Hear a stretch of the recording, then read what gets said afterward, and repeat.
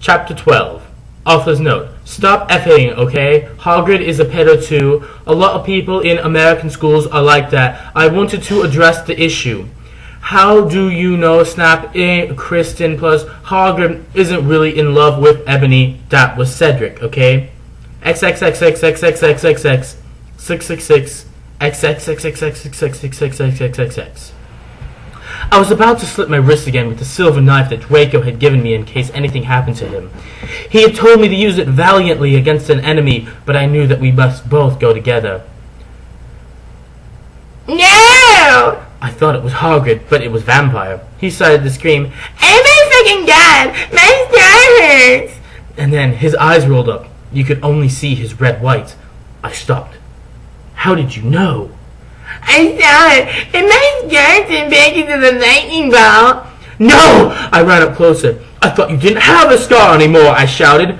I do, but Dia Bull changed it into a pentagram for me, and I always cover it up with foundation, he said back. Anyway, my scar hurt, and it turned back into a lightning ball. Save me! Then I had a vision of what was happening to Draco. Voldemort has him in bondage! Anyway, I was in the school's nurse's office now recovering from my slit wrists. Snap and Lupin and Hagrid were there too.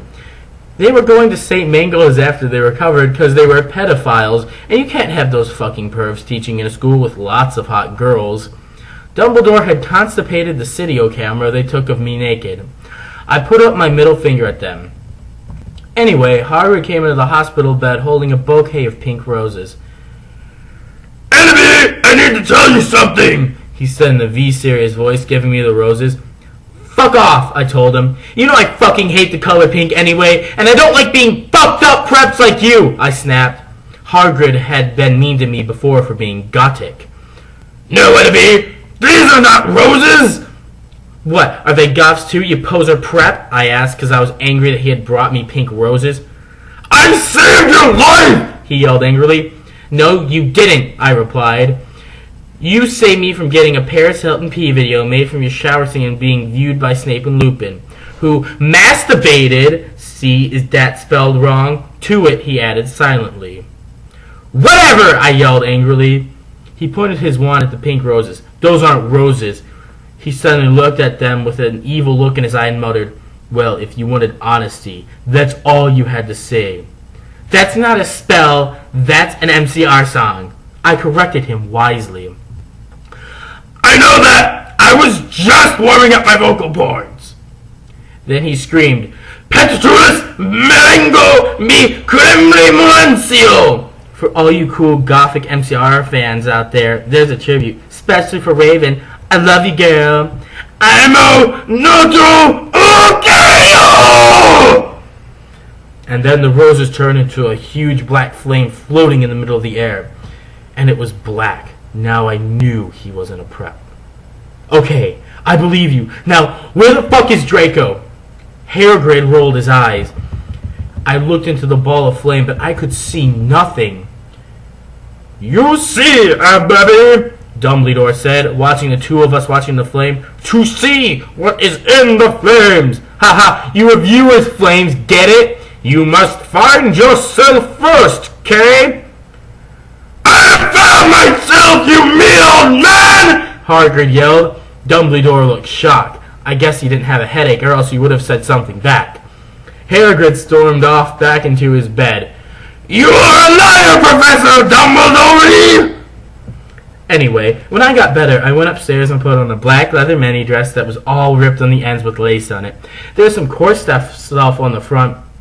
Then I put on black fishnets and black high-heeled boots with pictures of Billie Joe Armstrong on them. I put up my hair all around so I looked like Samara from The Ring.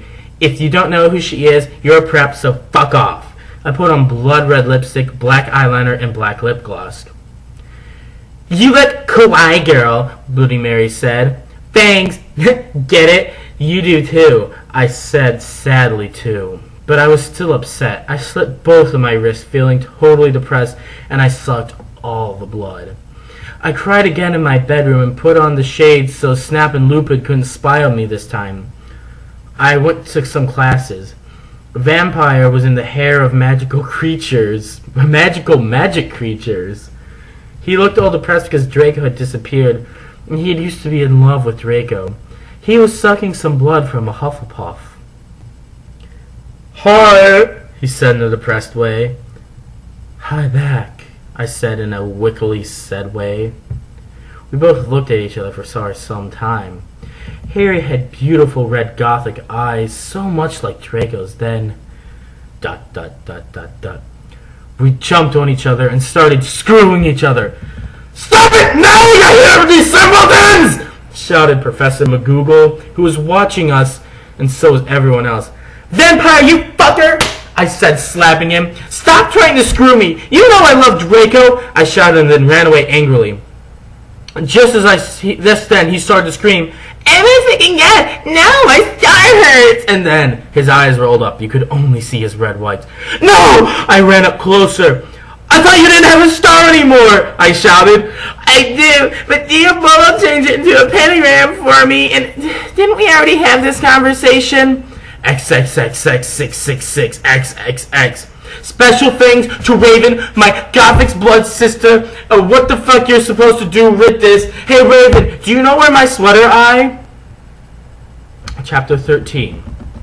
Author's note. Raven, thanks for helping getting me again. Sorry I took your poster of Gerard, but that guy is such a fucking sex bomb. Prep stop Fleming. XXXXXXXXX. Vampire and I ran up the stairs looking for Dumbledore. We were so scarred. "Dumbledore! Dumbledore!" we both yelled. Dumbledore came there. "What is it you want now, you despicable snobs?" he asked angrily. "Voldemort has Draco!" we shouted at the same time. He laughed in an evil voice. "No, Tom, we need to save Draco," we begged. "No," he said meanly. "I don't give a darn what Voldemort does to Draco, not after how much he misbehaved, especially with you, Ebony," he said while he frowned looking at me. "Besides, I never liked him that much anyway." Then he walked away. Vampire started crying. "Nice Draco," he moaned. Author's note, don't you think gay guys are like so hot? "It's okay," I tried to tell him, but that didn't stop him. He started to cry tears of blood. Then he had a brainstorm. "I had an idea!" he exclaimed. "What?" I asked him. "You'll see," he said. He took out his wand and did a spell. Then, ... Suddenly, we were in Voldemort's lair. We ran out with our wands out, just as we heard a croon voice say, "Abracadabra!"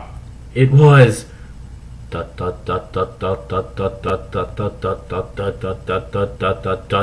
Voldemort!